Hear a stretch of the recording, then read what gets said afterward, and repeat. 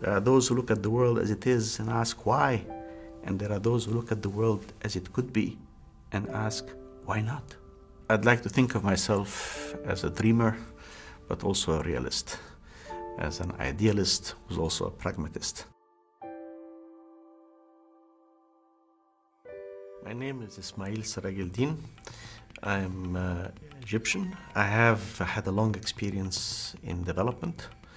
I was for many years with the World Bank, the last 7 of which as Vice President of the World Bank.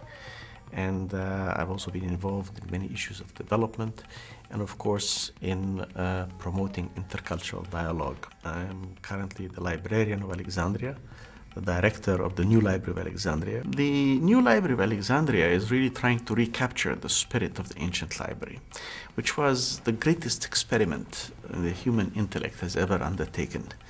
For 6 centuries, we had this marvelous location where the greatest minds of the ancient world would meet: poets, mathematicians, astronomers, engineers, scientists, historians, all got together and created a cultural outburst that we still stand in awe of to this day. The library's work is therefore hopefully going to lead to a renaissance in the Arab world, a renaissance in Egypt, a renaissance in the Muslim world. It can only help positively, I think, all of those worlds. The Muslim world today is coming out from a couple of centuries that involved colonization, that involved fragmentation, that involved a search for a new and contemporary identity.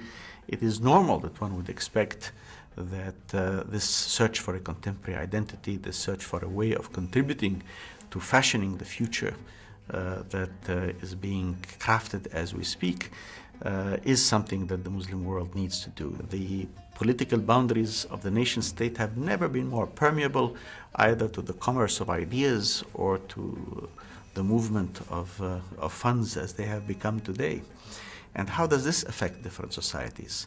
How does this help evolving civilizations, evolving cultures in each group to recognize themselves in the bigger whole and at the same time to make their contribution to the others without being threatened? Humanity advances by this in steps that may not be immediately seen or immediately felt, but where collectively, after a while, you suddenly realize how far you've come. Look at the attitudes towards women, the attitudes towards minorities, the attitudes towards human rights, the attitudes towards environment, the attitudes towards poverty, the attitudes towards hunger, how far they have changed in the last 30 years.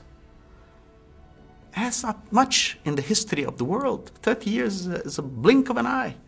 Youth is not only more than half the present, it's all the future. Youth are in many of our societies, and I speak, for example, from Egypt and from the Arab world, about 50% of the population is under 25. They will have more access to more information at their fingertips than any other generation before.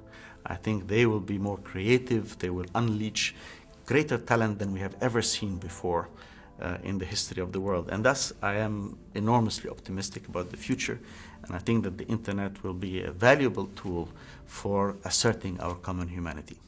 I see the alliance of civilizations as a fundamental step in the direction of taking us away from the brink where those who advocate the clash of civilizations would like to take us, towards the era of the full promise of a celebration of our common humanity and our diversity that so many other commissions have contributed to.